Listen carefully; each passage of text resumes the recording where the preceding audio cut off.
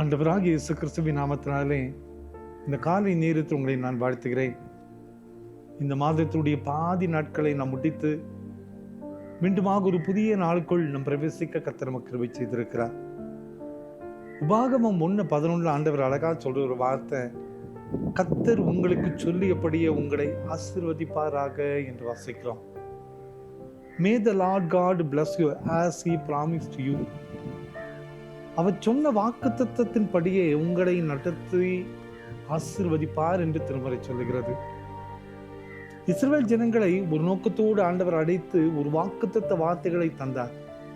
நீ ஆசீர்வாதமாய் இருப்பாய், நீ பாலும் தேனும் ஓடுகிற தேசத்தை உனக்கு நான் தருவேன், நீ சுதந்திரித்துக் கொள்வாய் என்று சொல்லி பல வாக்குத்தத்தங்களை ஆண்டவர் கொடுத்தார்.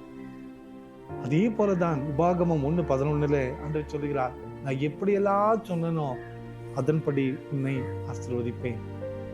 அன்பான குடும்பத்தின் மக்களே, அதே போலதான் இஸ்ரவேல் ஜனங்கள் அந்த ஆசீர்வாதங்களை முழுமையாக சுதந்திரித்து கொண்டு சந்ததி சந்ததியாக அந்த ஆசீர்வாதங்களை பெற்றுக்கொண்டதை நாம் பார்க்கிறோம்.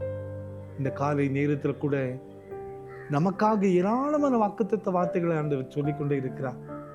ஒவ்வொரு நாளுமே திருமறை மூலமாக அநேக சத்தியங்களை நாம் அறிந்து கொண்டிருக்கிறோம். அநேக வாக்குத்தத்த வார்த்தைகள் உங்கள் மீதும் என் மீதும் அக்கறை வைத்து ஆண்டவர் சொல்லிக் கொண்டிருக்கிறார்.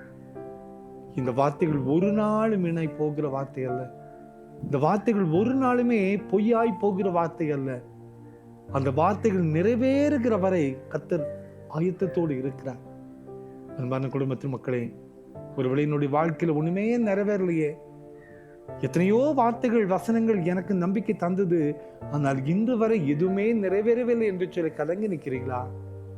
நான் சொல்கிறார், நான் சொல்லியபடியே உங்களை ஆசீர்வதிக்க போறேன். நிச்சயமா உங்களை கைவிட மாட்டேன். நான் எப்படியெல்லாம் சொன்னனோ அது ஒரு நாள் வரும்.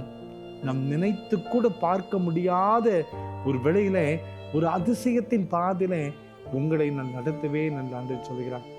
அன்பான குடும்பத்தின் மக்களே, இந்த அருமையான இந்த காலை நேரத்தில் ஆண்டவரே என்னை ஆசீர்வதியும் என்று சொல்லி நம்மை அர்ப்பணிக்கும் போது, என்னுடைய குறை எல்லாவற்றும் பொறுப்படுத்திக் கொள்ளும் என்று சொல்லி நம்மை அர்ப்பணிக்கும் போது, அவருடைய சமூகத்தில் முற்றிலுமாய் நம்மை கொடுத்து அர்ப்பணிக்கும் போது, நிச்சயமாய் நம்மை எப்படியெல்லாம் ஆசீர்வதிப்பேன் என்று சொன்னாரோ அந்த ஆசீர்வாதங்களை நிச்சயமாய் பலிக்க செய்வார். கவலைப்படாதிருங்கள், கர்த்தர் நம்மை நடத்த அவரால் முடியும். ஜெபம் பண்ணலாமா? அன்பின் ஆண்டவரே, இந்த காலை நேரத்துல நீ எப்படியெல்லாம் சொன்னீரோ அதன்படி ஆசீர்வதிக்கிற ஆண்டவர் என்று அறிந்தோமே அப்பா. ஒருவேளை நம்பிக்கை இழந்து சோர்ந்து போய் பலவீனத்தோடு துன்பத்தோடு உடைந்த உள்ளத்தோடு கண்ணீரோடு இருக்கிற மக்களுக்கு ஆண்டவரே உங்களுடைய வார்த்தைகள் நம்பிக்கை தரட்டப்பா. அது நிறைவேற்றக்கூடிய நாளை நீர் வைத்திருப்பதற்காக நன்றி அப்பா. எல்லா சோர்வுகளையும் நீக்கும், சமாதானத்தை தாரும். பிறந்த நாளையும் திருமண நாளையும் நினைவு கூறுகிற ஒவ்வொரு பிள்ளைகளையும் நீங்க தொடுங்கப்பா. உங்களுடைய சமாதானம் இந்த பிள்ளைகளை தாங்கட்டும். இந்த நாள் ஆசீர்வதிக்கப்பட்ட நாளாக மாற்றும். இயேசுவின் மூலம் ஜெபங்களும் எங்கள் நல்ல பிதாவே. ஆமென், ஆமென், ஆமென்.